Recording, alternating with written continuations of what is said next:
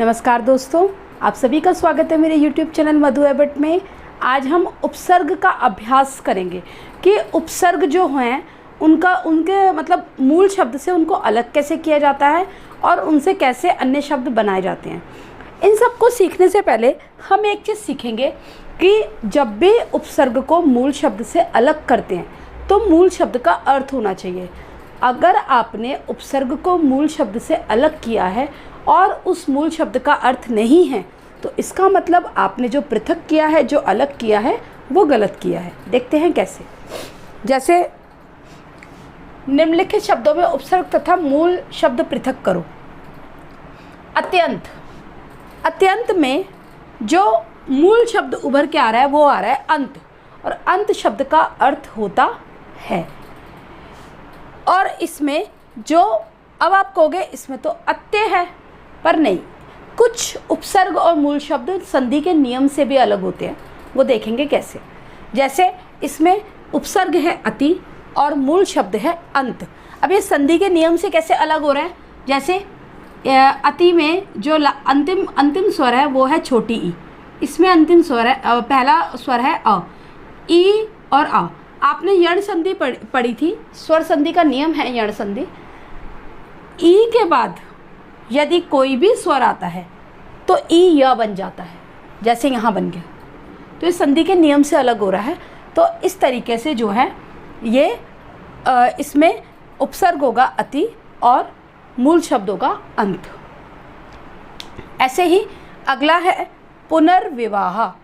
तो इसमें जो मूल शब्द उभर के आ रहा है वो आ रहा है विवाह।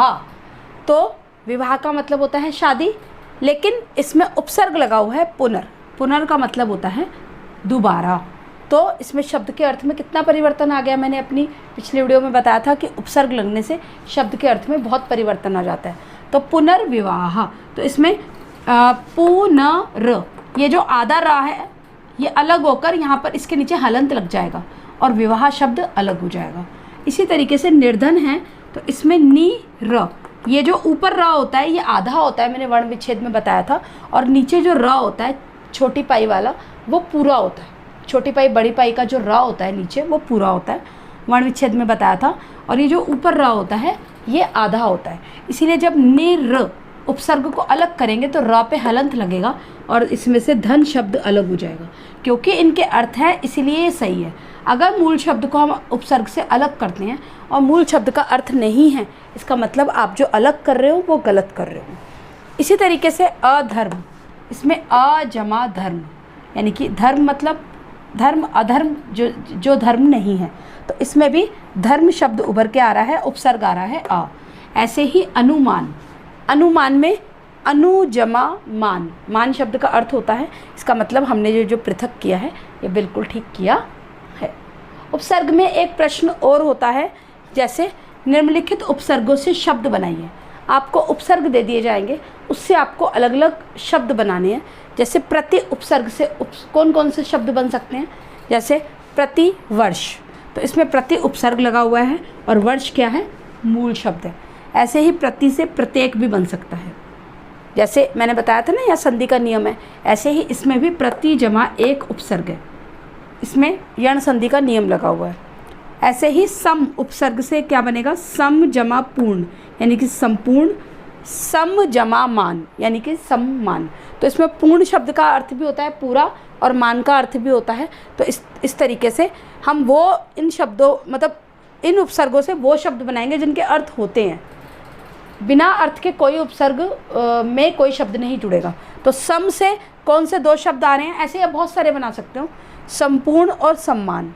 ऐसे ही चिर में चिर, चिर आयु और चिरकाल। तो चिर का मतलब होता है बहुत, चिरकाल यानी कि बहुत, चिरायु मतलब बहुत आयु हो उसकी, और चिरकाल मतलब चिरकाल बहुत काल तक, लंबे समय तक, तो चिरकाल। ऐसे ही दो शब्द बनकर आए हैं। अब परि शब्द से दो शब्द, परि उपसर्ग से दो शब्द कौन से बनेंगे, पर्यावरण और परिणाम। नाम को अणा को ना हो जाता है, ये संधि का नियम है। तो ये हो जाएगा परि जमा नाम, जब इसको अलग करेंगे तो परि से दो शब्द उभर कर आए हैं, परिणाम और पर्यावरण। पर्यावरण में भी यण संधि का नियम आ रहा है, परि जमा आवरण, आवरण मतलब चारों ओर का हमारा वातावरण, तो पर्यावरण में भी जो है परि जमा आवरण, अगर हम इसको अलग करेंगे तो ये शब्द उभर कर आएगा, और आवरण शब्द का अर्थ होता है।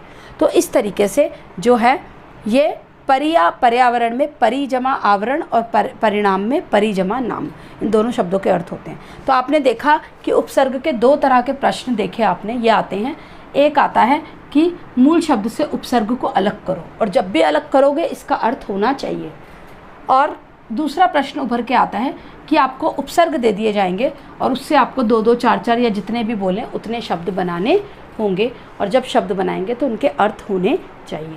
तो ये था हमारा उपसर्ग का अभ्यास कार्य, और आशा करती हूँ आपको मेरी वीडियो पसंद आई होगी। मेरी वीडियो को लाइक, शेयर, चैनल को सब्सक्राइब करना ना भूलें। धन्यवाद।